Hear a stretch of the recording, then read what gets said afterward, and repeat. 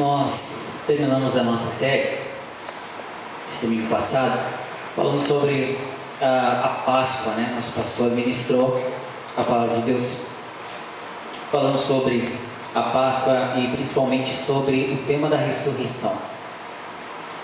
Como nós vamos ficar um período agora de abril em aberto, nós vamos retomar a série de mensagens a partir de maio, mas nós não queríamos que essas pregações livres que nós temos fosse desconexa, né? não tivesse uma conexão com as mensagens com que nós pregamos aqui na Páscoa.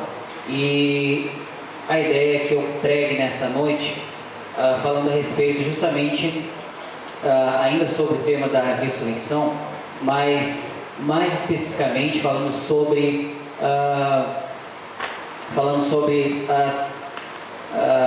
efetivamente falando sobre o que gera em nós a ressurreição, a própria crucificação e a ressurreição, né? O que ela tem de implicação para as nossas vidas. Então esta é a ideia. Esses irmãos estão me escutando bem? Estão me escutando bem? Estou me sentindo um pouco abafado, daí parece que está meio estranho. Puder me ajudar ali? Ele parece que está meio fanho aqui do meu lado. Ou eu sou meio fanho, não sei. Mas aqui está estranho. Então, meus irmãos, falar sobre exatamente sobre as implicações da ressurreição na vida do cristão. Eu preguei semana passada, no culto de sábado, exatamente sobre algumas implicações da ressurreição. Então, provavelmente eu traga alguma coisa a respeito do que eu já falei no sábado, seguido daquilo que também eu quero falar para os irmãos em reflexão no texto que eu vou ministrar. Então nós vamos ler em Marcos, texto de Marcos, capítulo 16, os versos 9 até o 18. Então Marcos, capítulo 16, verso 9. Nós falaremos então como uma sequência daquilo, na verdade recapitulando algumas coisas que o nosso pastor pregou sobre a ressurreição semana passada e dando mais alguns pontos para que nós possamos compreender a ressurreição e como ela é importante, né? Que ela é a mensagem central do Evangelho, crucificação e ressurreição. Texto então, verso 9. Havendo ele ressuscitado de manhã cedo, no primeiro dia da semana, apareceu primeiro a Maria Madalena, na qual expelira 7 demônios, e partindo ela, foi anunciá-lo àqueles que, tendo sido companheiros de Jesus, se acharam tristes e choravam. Estes, ouvindo que ele vivia e que fora visto por ela, não acreditaram. Depois disto, manifestou-se em outra forma a 2 deles que estavam de caminho para o campo, e indo eles anunciaram aos demais, mas também a estes 2 eles não deram crédito. Finalmente apareceu Jesus aos 11, quando estavam à mesa, e censurou-lhes a incredulidade e a dureza de coração, porque não deram crédito aos que tinham visto já ressuscitado. E disse-lhes: ide por todo o mundo e pregai o Evangelho a toda criatura. Quem crer e for batizado será salvo, quem porém não crer será condenado. Estes sinais hão de acompanhar aqueles que creem, em meu nome expelirão demônios, falarão em novas línguas, pegarão em serpentes, e se alguma coisa mortífera beberem, não lhes fará mal, e se impuserem as mãos sobre os enfermos, eles ficarão curados. Meus irmãos, eu quero retomar um pouco daquilo que o nosso pastor mencionou semana passada, justamente falando sobre a credibilidade das Escrituras e da Palavra de Deus. Obviamente, os discípulos, né, ou Marcos aqui especificamente, que está escrevendo a história, né, ele traz o relato de que a ressurreição, a primeira pessoa que viu a Jesus foi Maria Madalena. Nosso pastor mencionou na semana passada justamente essa questão que as mulheres elas não tinham crédito naquela época, então o testemunho da mulher não tinha crédito. Então, exatamente aqui, por que o autor, né, tendo em vista que a mulher não tinha crédito naquela época, vamos dizer assim, ele iria relatar, né, que a primeira pessoa a ver Jesus ressuscitado, ressurreto, seria uma mulher. O autor, talvez, para ganhar credibilidade, ele mencionaria talvez o sumo sacerdote. Jesus foi visto pelo sumo sacerdote, pelo Caifás, enfim, por alguém com uma relevância maior religiosa na época, para dar um crédito. Mas não, o autor, ele se preocupa em dizer a verdade, porque o Evangelho é a verdade de Deus. Ele não se preocupou em relatar alguma coisa que desse mais credibilidade ao Evangelho, ou a mensagem que estava sendo pregada naquele momento, que era a ressurreição de Jesus. Então ele menciona a mulher, inclusive ele vai falar sobre a mulher. O relato dele é que era uma mulher endemoniada, né, e que provavelmente, né, ou talvez seja até prostituta. Essa era Maria Madalena, a primeira pessoa que viu Jesus. E outra coisa também que eu acho importante ressaltar, que condiz com todo o texto: se alguém ou um grupo de pessoas que está, enfim, fundando uma igreja, uma religião na época, os discípulos que ficaram, seriam um tanto quanto preocupante se esses fundadores dessa religião, vamos dizer assim, se eles escrevessem que aqueles mesmos que estão fundando essa religião têm dúvidas sobre a ressurreição de Cristo. Então, para ver que o Evangelho de fato não está preocupado, né, de quem é o relato, mas sim a preocupação é de relatar exatamente o que a história indica, e que o ponto-chave é a própria ressurreição, e não as pessoas que estão de fato testemunhando a respeito disso. Ele não se preocupa em falar que a mulher viu primeiro Jesus, e nem que esses discípulos, os seguidores, os fundadores dessa igreja, eles duvidariam dessa ressurreição. Então, essa credibilidade que eu queria ressaltar de início sobre o relato da ressurreição de Cristo. Então, nos versos 9 a 10, tem então esse relato que Maria Madalena então viu a Jesus, né? E ela em seguida ela vai correndo aos discípulos para dizer que Jesus, ele vivia. Uma coisa que o texto ressalta, a questão de acharam eles tristes, e eles estavam tristes e choravam. Os discípulos, eles tinham uma ideia de um Jesus, de um Messias, um libertador, né, dessa opressão de Roma sobre Israel, enfim, sobre eles, uma perseguição. Eles tinham essa ideia talvez de um Jesus mais político, né, que tomaria as rédeas dali da sociedade, ou até mesmo um líder político, um líder militar, que poderia com forças, enfim, tomar essa liderança política para eles. Então eles estavam decepcionados, tristes, eles choravam também pela morte de Cristo, desesperançosos, eles não estavam com esperança pelo fato de que Jesus então tinha sido morto, e eles não creram no relato então da Maria Madalena. Eles simplesmente rejeitaram, que é o verso 11, fala: estes, ouvindo que ele vivia e que fora visto por ela, não acreditaram. Verso 12 relata aquilo que o nosso pastor também pregou semana passada, né, só que no texto de Lucas 24, de 13 a 15, de 13 a 35, que tem um relato sobre o caminho de Emaús, onde dois discípulos caminhavam, né, ao caminho, e Jesus aparece, como o texto fala aqui, de outra forma, né, de forma física diferente do que esses discípulos já conheciam Jesus. Então eles não conheceram nesse dado momento, mas com essa mesma tristeza eles caminhavam, exatamente tendo essa ideia desse Cristo que viria para libertar eles, um líder político, enfim, que os ajudaria, né? E eles estavam frustrados também, falando a respeito dessas coisas, e Jesus vai explicando a importância de ter Cristo, o Messias, morrido e também ressuscitado, porque isso era importante. Então, em dado momento, Jesus deixa, né, se dá a se conhecer por eles, e eles, enfim, quando reconhecem Jesus no partir do pão, Jesus desaparece. E o relato é o seguinte de Marcos: indo eles anunciaram aos demais, mas também a estes dois eles não deram crédito. Novamente, os discípulos não creem no relato dos dois discípulos do caminho de Emaús.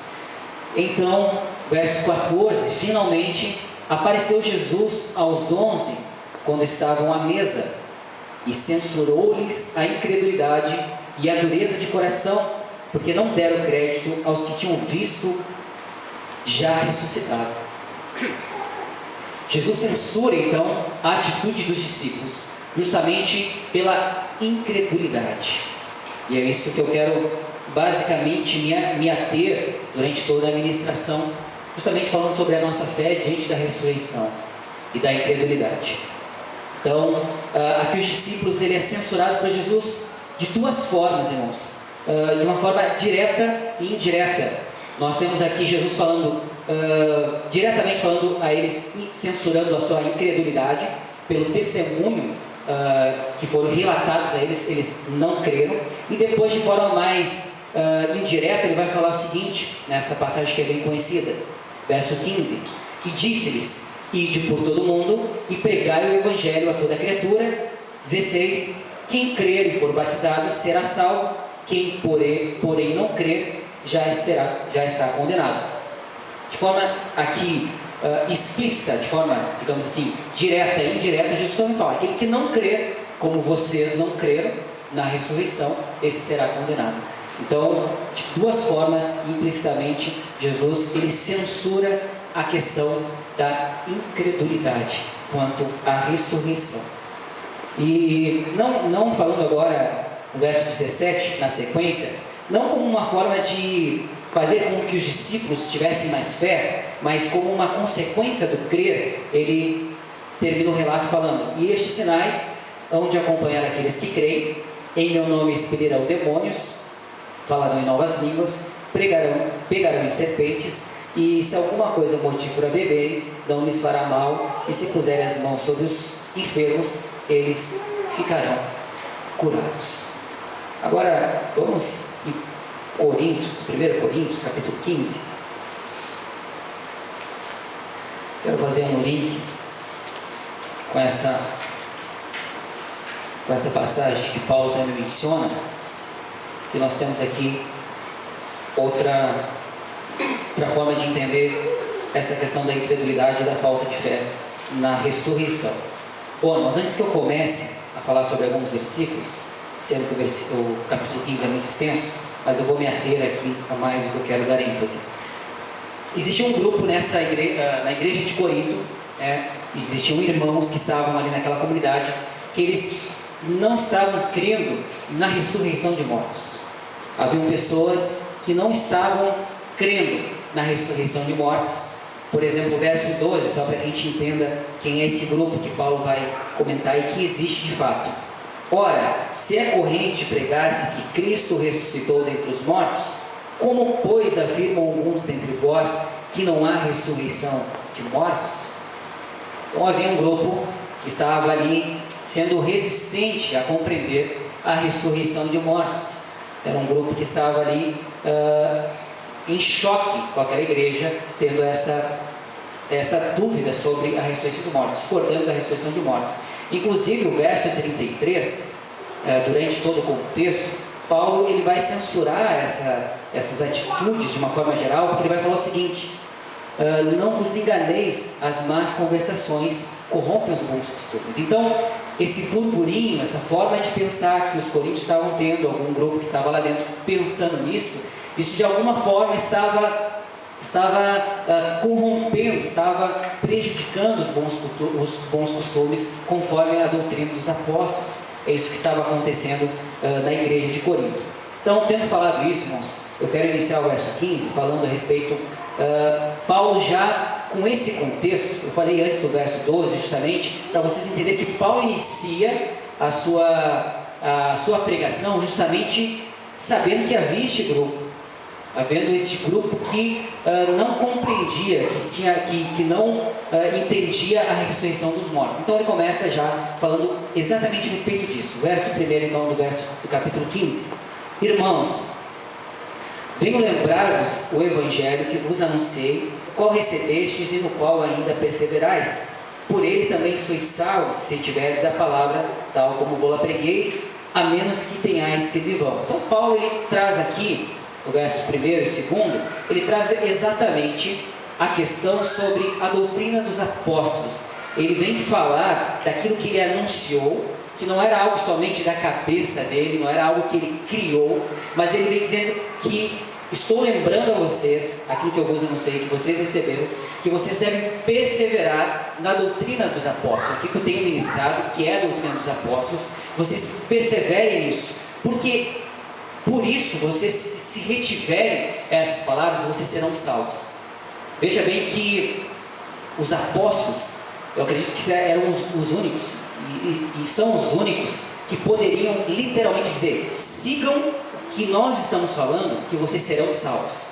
Hoje, nós ministros não podemos dizer assim: siga exatamente o que eu estou falando, porque senão você pode não ser salvo. Mas eles poderiam falar porque eles estavam sendo inspirados, inclusive eles escreveram os evangelhos nessa inspiração. Então os apóstolos eram os únicos que poderiam dizer: se vocês não seguirem, não retiverem, não tiverem retido a palavra de Deus, aquilo que a gente tem pregado, o evangelho de Cristo, vocês não serão salvos.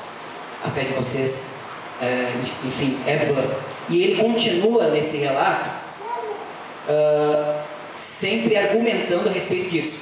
Versos 3 a 4, ele vai falar o seguinte: antes de tudo, vos preguei o que também recebi, que Cristo morreu pelos nossos pecados, segundo as Escrituras, e que foi sepultado e ressuscitou ao terceiro dia, segundo as Escrituras. Percebam bem aonde Paulo fala as Escrituras, ele está mencionando o Antigo Testamento. Quando ele fala que Jesus morreu segundo as Escrituras, ele está trazendo à tona aquilo que os profetas falaram, aquilo que os profetas anunciaram, justamente falando sobre o que? Quando Moisés mencionava que os sacrifícios, ele estava apontando para o Cristo crucificado. E quando ele menciona as Escrituras, como eu falei, ele está se referindo exatamente a isso, que os apóstolos são a continuidade disso. Os profetas que anunciaram Cristo, agora na nova aliança, os profetas, os apóstolos pregam o Evangelho, esse mesmo Cristo crucificado que foi proferido pelos profetas, assim como Isaías 53, ele vai falar que era um homem de dores, o cordeiro que morreu, enfim, os profetas já anunciavam este Cristo crucificado. Paulo então está dizendo: eu não estou inventando nada disso, as Escrituras dão prova disso, dão testemunho disso.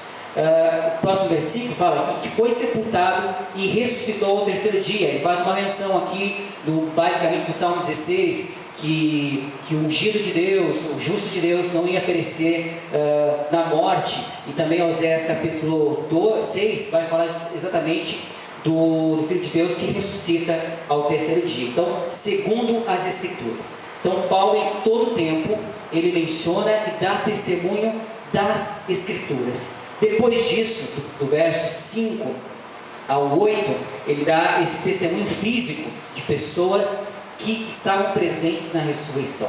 Até um relato mais completo do que nós lemos em Marcos, de forma mais resumida. Então ele vai falar o seguinte, verso 5: e apareceu a Cefas, Pedro, e depois aos 12, e depois foi visto por mais de 500 irmãos de uma só vez, dos quais a maioria sobrevive até agora, porém alguns já dormem. Depois foi visto por Tiago, mas também por todos os apóstolos. E afinal, depois de todos, foi visto também por mim, como um nascido fora de tempo. O Paulo ele vai testificar agora de relatos físicos de pessoas que viram a Jesus, que são muitos, inclusive, e vai dar esse relato enfatizando que alguns desses ainda vivem. Se vocês querem prova disso, tem pessoas que podem relatar que viram a Jesus. Então, e outros já estão com o Senhor. Então ele traz para que os coríntios entendam que Cristo ressuscitou, traz testemunho das Escrituras e testemunho real e físico das pessoas que podem testificar a respeito do Cristo ressurreto, e faz uma menção aqui final, que foi visto por ele, e o verso 9 ele fala: porque eu sou o menor dos apóstolos, que mesmo não sou digno de ser chamado apóstolo, pois persegui a igreja de Deus, mas pela graça de Deus sou o que sou, e a graça que me foi concedida não se tornou vã, antes trabalhei muito mais do que todos eles, todavia não eu, mas a graça de Deus comigo. portanto, seja eu ou seja eles, assim pregamos, assim crestes.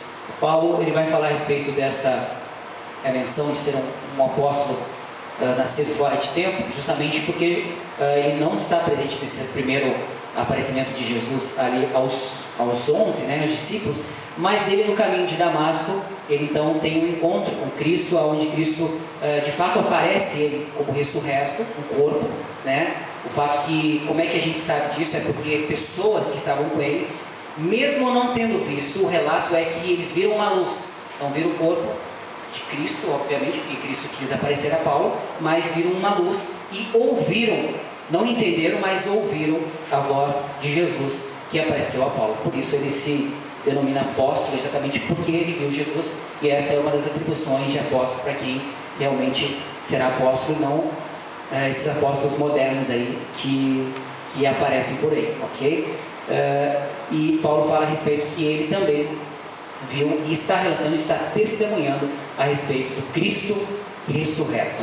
Então isso é muito importante nós compreendermos. Agora nós passamos, como eu mencionei no verso 12, fala a respeito deste grupo então que estava tendo esse problema em compreender e afirmar a ressurreição de mortos. Então o verso 12 ele fala o seguinte: ora, se é corrente pregar-se que Cristo ressuscitou dentre os mortos, como pois afirmam alguns dentre vós que não há ressurreição de mortos? E continuando ele fala: e se não há ressurreição de mortos, então Cristo não ressuscitou. Então se nós entendermos ao contrário, né? Só para que a gente possa compreender mais essa afirmação, se nós não cremos que nós ressuscitaremos, então Cristo morreu em vão. Porque se nós não crermos que Cristo ressuscitou, nós não ressuscitaremos. Vocês entendem? É mais ou menos o que Paulo está falando aqui. Ele está falando: se Cristo então não ressuscitou, vocês não têm mais esperanças, vocês não vão ressuscitar, porque Cristo não ressuscitou, logo vocês não ressuscitarão. Então vocês entendem a seriedade do que Paulo estava falando a respeito do que os coríntios, algum grupo, estava entendendo de forma equivocada essa ideia. E aqui, no relato total, né, para que eu não possa gastar todo o tempo aqui, eu vou utilizando tudo que tem no capítulo, mas mencionando para a gente ficar aqui mais nesses versículos. Eles supõem, vão dizer: então vamos supor então que Cristo ressuscitou. Como é que vai ser esse corpo? Né? De que forma vai ser esse corpo ressuscitado? Como é que vai se dar essa ressurreição? Eles ficam indagando a Paulo para de fato compreender o que aconteceria. E Paulo ele menciona aqui a insensatez deles em querer compreender essas coisas, porque na verdade isso era a falta de um conhecimento de Deus mais aprofundado, um interesse pelo conhecimento de Deus. É o que Paulo vai relatar de certa forma no verso 34, que ele vai falar assim: tornai-vos a sobriedade, como é justo, e não pequeis, porque ainda alguns de vós não têm conhecimento de Deus, e isso eu digo para vergonha vossa. A falta de conhecimento de Deus, porque às vezes a gente racionaliza algumas coisas, não que o Evangelho a gente não pode de fato racionalizar e compreender, mas aqui ele está falando da questão da fé também, de compreender que compreender a Deus, a gente precisa compreender no modo de que Deus é o Deus do impossível. Deus é um Deus soberano, transcendente. Então, no momento que está compreendendo como é que é esse corpo, como é que isso se dá, como assim? Obviamente, irmãos, é difícil a gente entender, assim como era difícil para entender na época, também é difícil para entender hoje o morto ressuscitar. É comum você ver todo dia um morto ressuscitar. Obviamente é algo que é difícil, provavelmente eu nunca vi, né? Nunca vou ver em toda a minha vida. E é isso que acontecia também, as pessoas não eram acostumadas com isso. Então Paulo está dizendo que, obviamente entendendo isso, mas ele está dizendo que para ser cristão, a gente não tem como ser cristão se nós não cremos que Jesus ressuscitou. E esse crer na ressurreição parte do conhecimento de Deus, que para Deus nada é impossível. Jesus ressuscitou porque para Deus nada é impossível. Então Paulo critica ele, censura ele, dizendo para que eles se tornem a sobriedade, para que como é justo e não pequeis, porque a falta de conhecimento de Deus faz com que eles tenham dúvidas acerca de que Deus ressuscitou a Cristo. E é isso que Paulo censura, inclusive, aqui ele faz um relato, não vou deixar de relatar aqui, porque justamente ele fala isso para vergonha vossa, que vocês não têm conhecimento de Deus, é que ele menciona anteriormente no verso 29, sobre uma seita que cria no batismo de mortos, e ele vai falar de outra maneira, que farão os que se batizam por causa dos mortos? Se absolutamente os mortos não ressuscitam, por que se batizam por causa deles? Então Paulo vai trazer uma seita que estava na época batizando pessoas, evidentemente eles criam na ressurreição, porque logo os que morreram antes que Cristo ressuscitasse, esses não ressuscitariam, né? Porque Cristo só ressuscitou depois. Então eles se batizavam em nome dos seus entes, enfim, para que eles pudessem ressuscitar. Então Paulo está dizendo isso, porque ele diz para vergonha a vossa, de certa forma, porque os que compreendem errado a ressurreição, né, que é uma seita, eles compreendem melhor a ressurreição, creem mais na ressurreição do que vocês. Então Paulo, ele adverte esse grupo da igreja de Corinto, justamente porque eles não estavam, isso era uma questão de conhecimento de Deus, de crer em Deus. Então para um cristão, assim como o nosso pastor mencionou semana passada, é algo incompatível à vida cristã, não crer na ressurreição de Cristo. Voltando aqui no verso então 14, Paulo continua falando: e se Cristo não ressuscitou, é vã a nossa pregação e vã a nossa fé, e somos tidos por falsas testemunhas de Deus, porque temos asseverado contra Deus que Ele ressuscitou a Cristo, a qual Ele ressuscitou, se é certo que os mortos não ressuscitam. O que Paulo está dizendo aqui mais uma vez?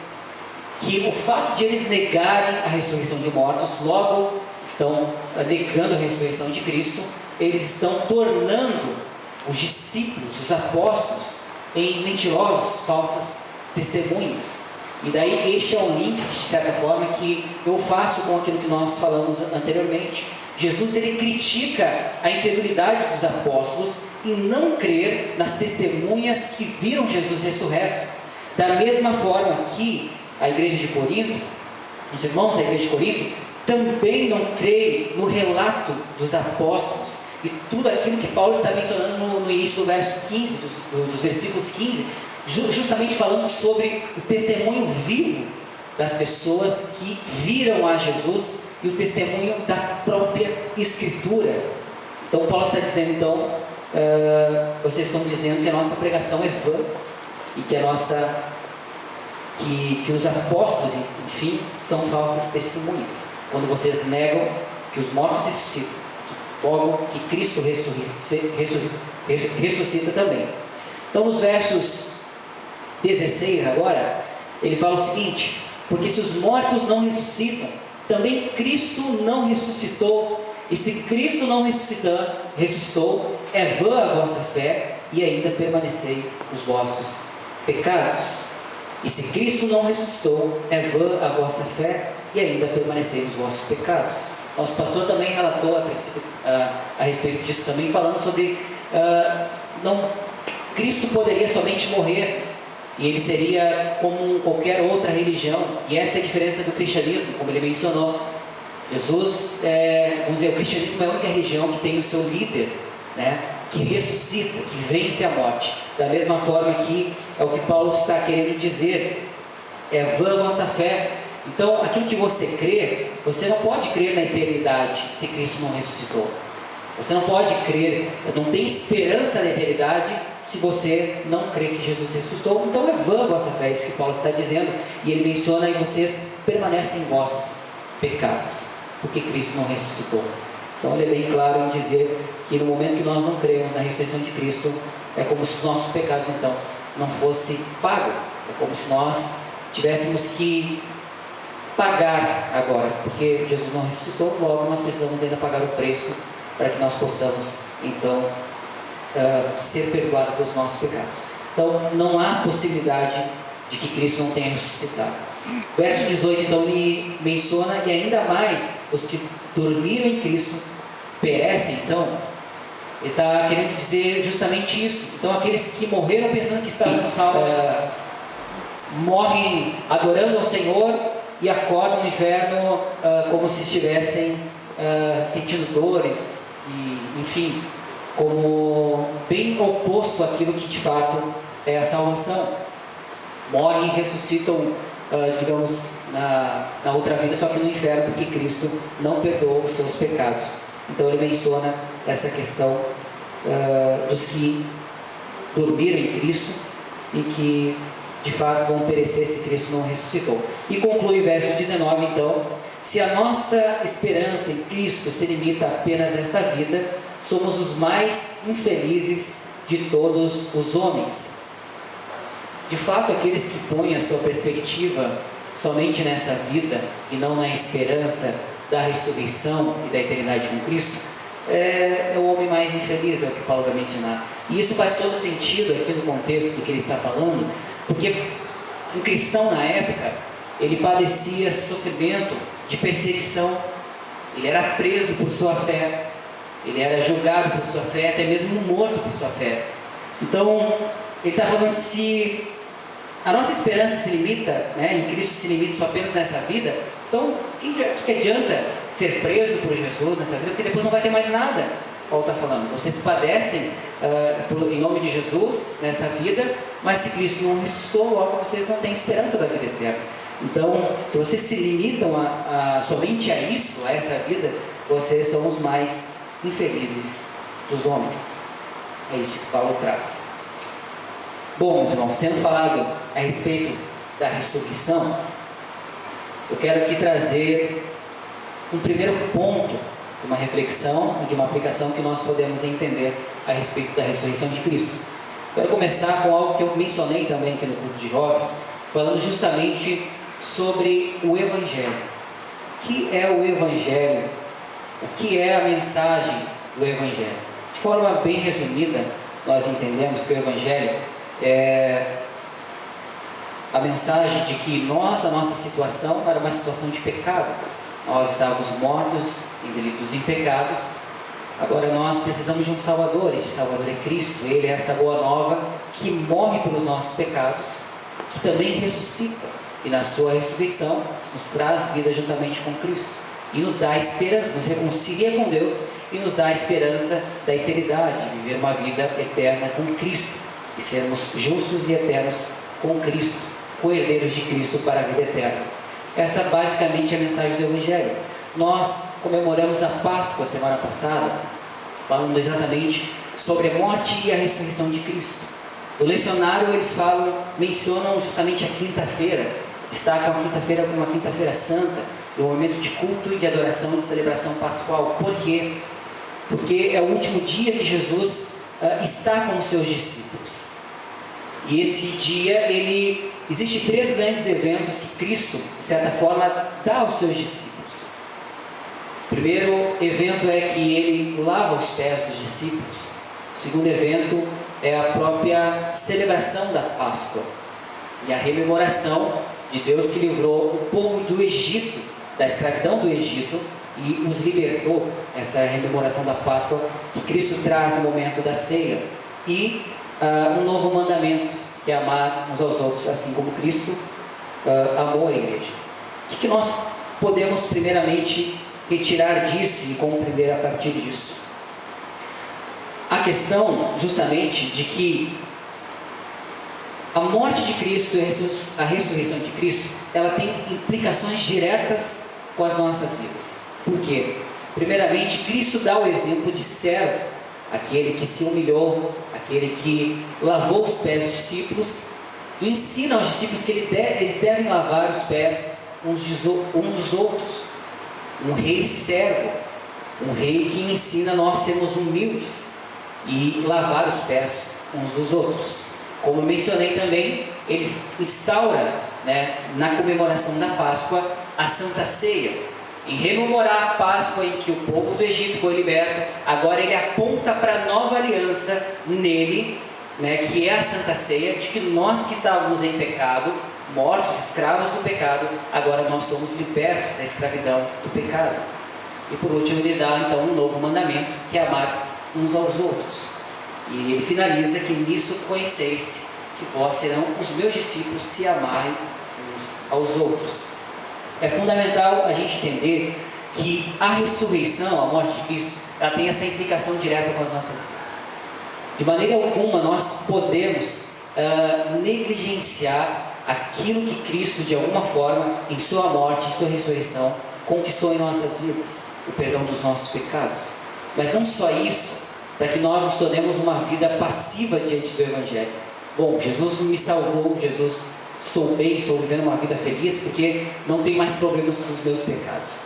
Diferente disso, Cristo ensina-nos a servir uns aos outros. Também Ele dá um mandamento para que nós possamos amar uns aos outros. Com isso, eu faço esse paralelo com a mensagem de Marcos com a mensagem de Corinto aqui que Paulo ele menciona. E isso vem também através da fé. A incredulidade, a nossa incredulidade também nos atrapalha e nos prejudica em ter a ressurreição como algo que transforma a nossa maneira de viver o cristianismo. Por que eu digo isso? Cristo vai mencionar a incredulidade, vai censurar a incredulidade, mas ele vai falar algo a mais. Ele vai falar sobre a dureza do coração. O que é a dureza de coração? Não é só não crer, mas é resistir, é fechar o coração, é endurecer o seu coração para a verdade de Deus, para aquilo que está sendo falado. O fato é que muitos de nós, como é que isso se aplica? Mas eu creio na ressurreição, eu creio, eu sei que Jesus ressuscitou, mas como isso se dá para nós cristãos hoje? O fato é que muitas vezes nós cremos na evidência da ressurreição, nós cremos que Jesus ressuscitou, mas nós vivemos como Jesus não tivesse ressuscitado. Nós vivemos como Jesus não tivesse sido morto e ressuscitado pelas nossas vidas. Sabe por quê? Porque nós vivemos de forma oposta à verdade do Evangelho. Por que eu digo isso, irmãos? Eu quero extrair isso um pouco de Paulo. Olha o que Paulo fala no verso 30, por exemplo. Ele vai falar o seguinte, no capítulo 15, verso 30.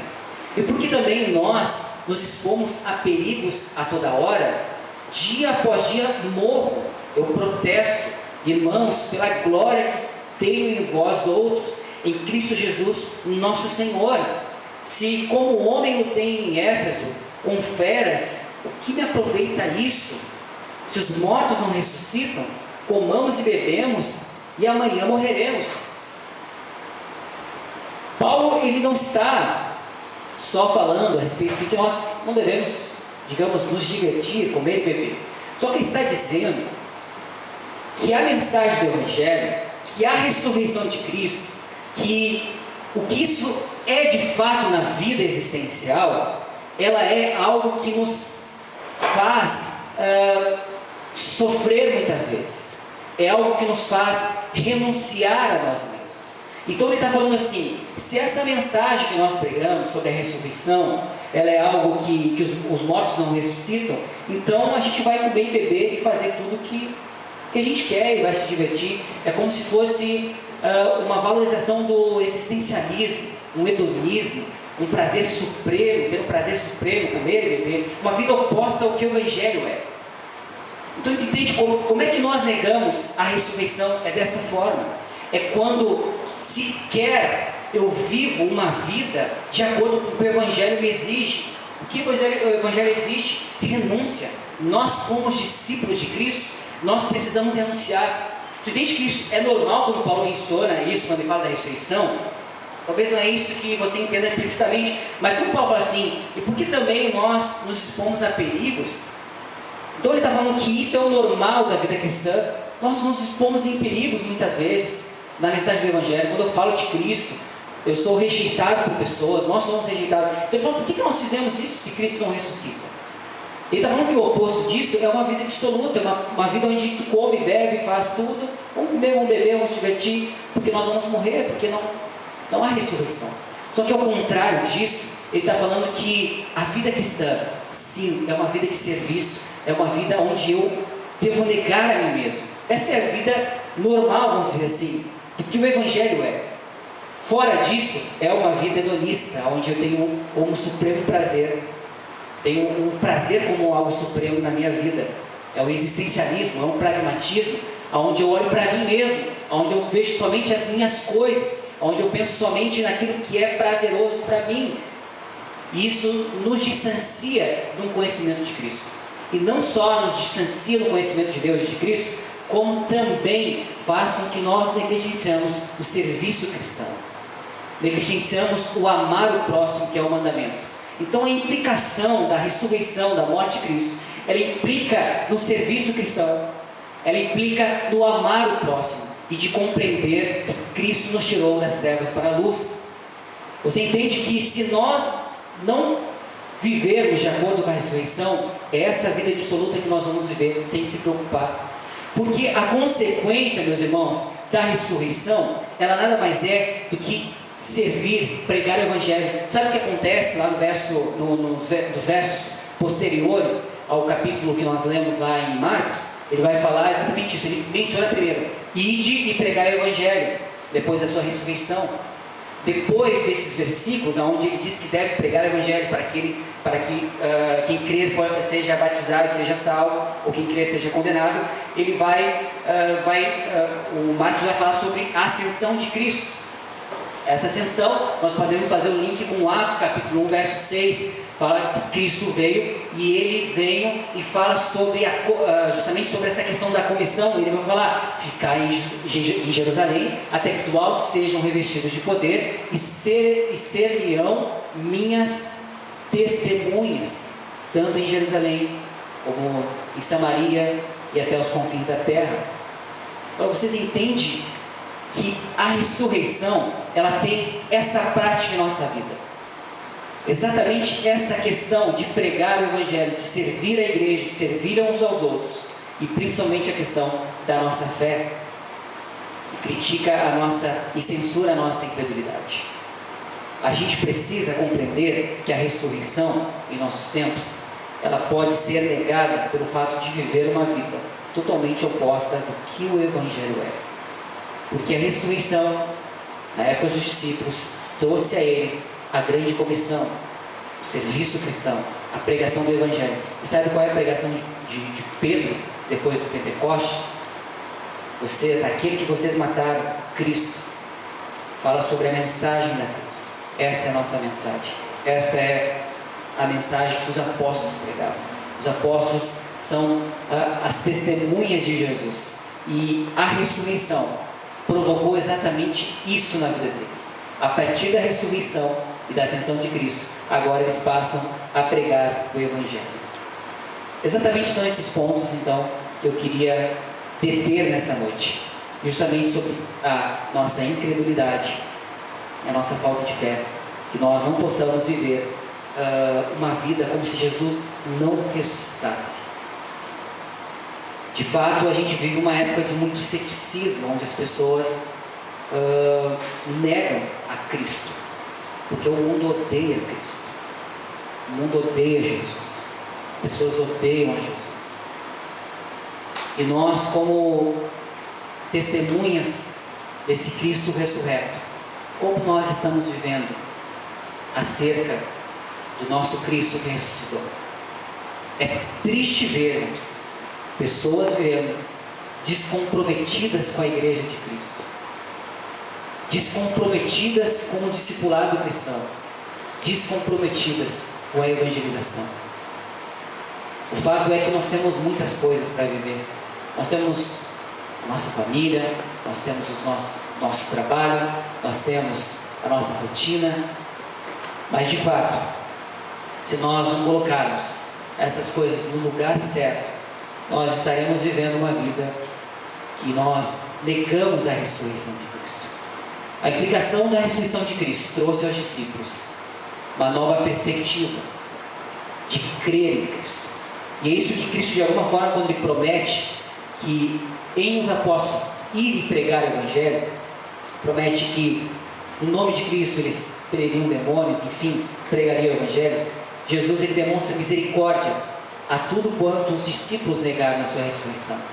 Os discípulos falharam por 3 vezes em negar a evidência da ressurreição de Cristo. Mas Cristo tem misericórdia, ainda assim comissiona eles a pregar o Evangelho.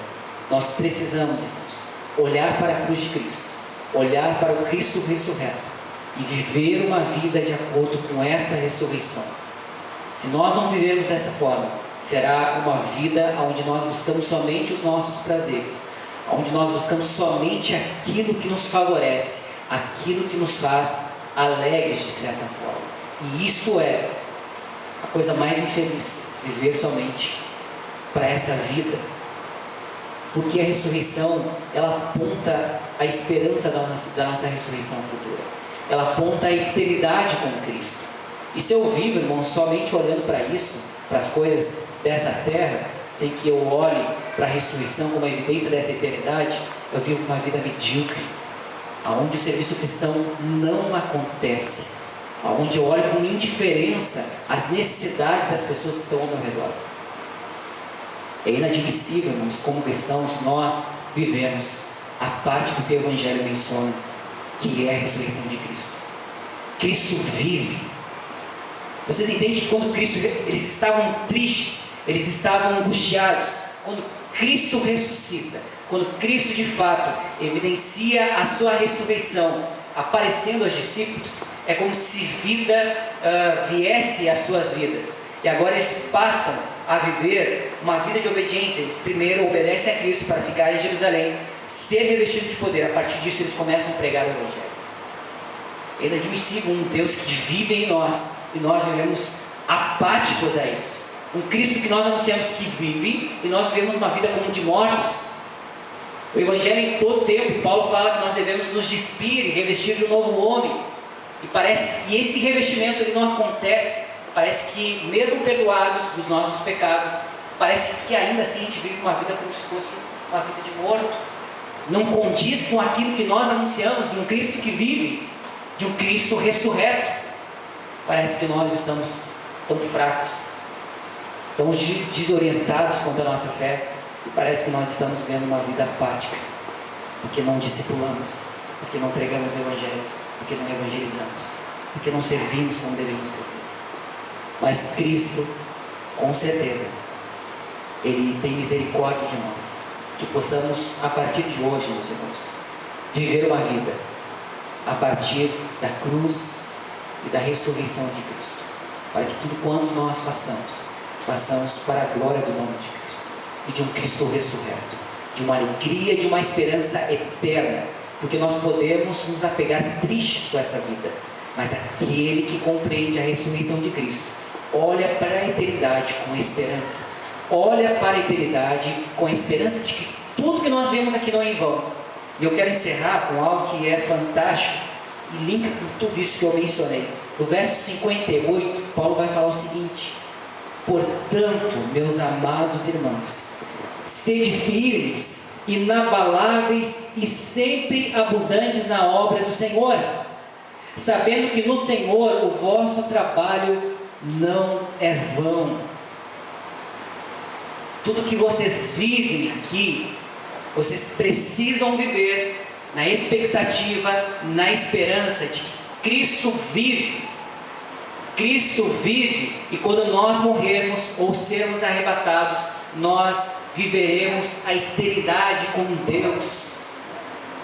Vocês podem viver, mesmo se apegando tristes nessa terra, você pode ter a esperança de um Cristo que vive e que ressuscitará o teu corpo para um corpo de glória na eternidade. Isso me faz ter desejo de pregar o Evangelho de um Cristo ressurreto. Você pode estar vivendo a pior luta da sua vida, o pior sofrimento, mas quando eu entendo que Cristo vive, esse Cristo ressurreto é o meu Deus, eu pregarei sobre a cruz o Cristo crucificado e o Cristo ressurreto que perdoou todos os meus pecados. Possamos entender isso e se apropriar da mensagem da ressurreição de Cristo e vivê-la de acordo, compatível a essa verdade. Sem dúvida nenhuma, seremos a igreja que Cristo menciona a respeito do seu mandamento: amai-vos uns aos outros. Amai-vos uns aos outros, porque nisso conhecerei que vós sois os meus discípulos, porque vocês amam uns aos outros. O mundo verá em vocês como igreja a diferença deste amor. Se nós como igreja não estamos demonstrando como testemunhas e discípulos de Cristo, nós estamos falhando em nossa missão em amar uns aos outros e sermos testemunhas deste Evangelho vivo e não do Evangelho morto. Nós precisamos, senão o mundo não verá. Nós somos as testemunhas de Jesus. Os apóstolos eram as testemunhas de Jesus. Eles anunciavam este Cristo, e a sua mensagem era o Cristo crucificado e o Cristo ressurreto. Vamos se colocar de pé? Que Cristo tenha misericórdia, o Senhor Jesus tenha misericórdia das nossas vidas, e que possamos hoje nos encontrar uma vida de reflexão e arrependimento, para que possamos viver de acordo com Cristo que vive, com Cristo ressurreto. Não sejamos como inicialmente os discípulos agiram. O relato de João, por exemplo, os discípulos se maravilharam e alguns ainda não creram quando Jesus apareceu a eles. E Tomé, que não estava com eles, ainda queria que, ao chegar depois, ele não acreditou no relato também dos 11 e ainda queria tocar as feridas de Jesus. Olha a resistência, olha o coração incrédulo. O fato que nós devemos nos voltarmos ao testemunho das Escrituras. As Escrituras diz que vocês servem um Cristo ressurreto, um Cristo que vive, um Cristo crucificado, que perdoou vocês dos seus pecados. Vocês devem confiar nesse relato, não serem incrédulos. A falta de fé diante da ressurreição é algo terrível. Por muitas vezes nós endurecemos o nosso coração, nós acabamos fechando o nosso coração por essas verdades e vivemos totalmente oposto ao Evangelho. O pastor menciona e prega: você deve viver uma vida com Cristo. Vai lá alguém e aconselha você: olha, a vida que você está vivendo não está compatível ao Evangelho. Se volte a Cristo, se arrependa dos seus pecados. Você fecha o seu coração, você é incrédulo àquilo que o seu pastor está falando. Você é incrédulo àquilo que as Escrituras estão falando para você. Você está resistindo àquilo que Deus tem anunciado através do Evangelho para você. Você tem sido incrédulo, você tem fechado muitas vezes, endurecido o coração. E esse é o problema da incredulidade. Este é o problema da dureza do coração. A gente vive hoje um tempo em que as pessoas resistem muitas vezes à verdade do Evangelho. Estamos pregando o Evangelho, as pessoas estão aconselhando, dizendo: olha, não vá por esse caminho, tenha cuidado, porque a Bíblia diz que este caminho é um caminho de morte. E as pessoas fecham o coração, não dão crédito à mensagem do Cristo crucificado, do Cristo ressurreto. Estamos dizendo: você não está vivendo uma vida de acordo com a ressurreição de Cristo. Feche o coração: não, isso não é para mim, não, esse negócio não é comigo. Não feche o seu coração, não seja incrédulo. Confie em Cristo, confie nesse Cristo ressurreto e viva de acordo com o Evangelho. Pregue Ele, discipule pessoas, viva essa cultura discipulatória com seus irmãos, evangelize, viva de acordo com este Cristo ressurreto. Pai, graças nós te damos, bendizemos e adoramos o teu santo nome. Bendito seja o Senhor sobre todas as coisas, Pai. Nós te louvamos e te damos graças, Senhor, porque sabemos que o Senhor nos admoesta, nos exorta, Pai, quando nós estamos distantes, Pai, daquilo que de fato a tua verdade, a tua palavra nos ensina a viver. Que nós não possamos ser incrédulos e o nosso coração não endureça diante, Pai, da tua verdade. Não venhamos rejeitar e fechar o nosso coração para aquilo que é a palavra, para aquilo que o Senhor tem nos admoestado quanto à nossa vida cristã.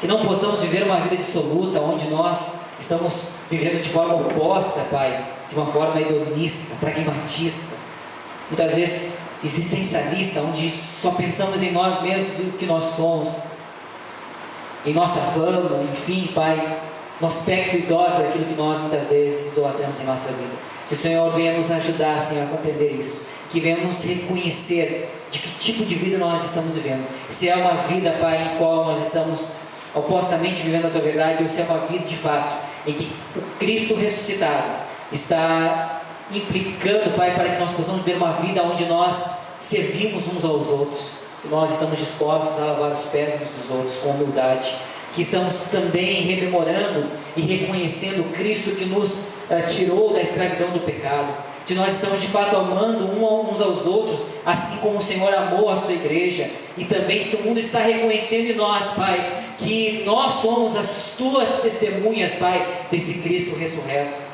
E se de fato, Pai, nós estamos valorizando, Senhor, a nossa comunidade, se nós estamos valorizando os nossos irmãos, se nós estamos valorizando os nossos parentes, os nossos irmãos, ao pregar o Evangelho de Cristo, que nós possamos, Pai, ser encorajados pelo Teu Espírito Santo, que o Teu Espírito aqueça os nossos corações para esse serviço, para esse anunciar, Pai, esse anunciar do Evangelho, dessa verdade viva, Pai.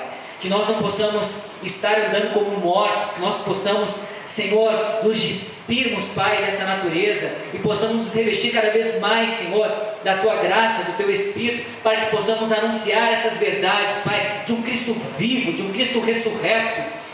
Que nós não possamos andar como mortos, que não possamos andar, Senhor, como pessoas que nunca conheceram essa verdade, Senhor, mas que isso venha fluir, Senhor, pelo Teu Espírito de nossas vidas, como algo, Senhor, que é habitual em nossa vida.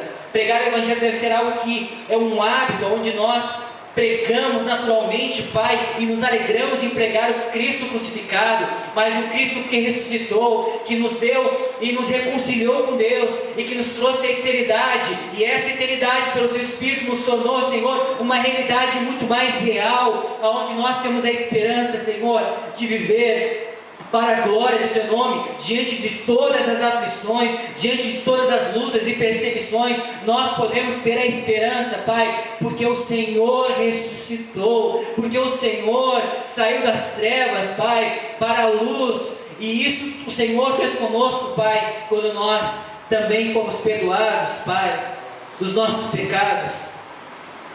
Ó Deus, que isso venha a ser ardente, latente em nossos corações, e que essa mensagem venha palpitar juntamente com os nossos batimentos cardíacos, Pai, como algo que acontece na nossa circulação, Pai, que possa isso, Senhor, ser algo como um automatismo dentro do nosso coração, lá no profundo do nosso interior, em servir a Ti, em servir ao nosso próximo, em pregar, em discipular e evangelizar todo aquele que está ao nosso redor. Faça isso, Pai, para a glória do Teu nome. Faça isso, Senhor, para a glória do Teu nome. Nós queremos Te adorar, Te louvar, em nome de Jesus. Cante comigo.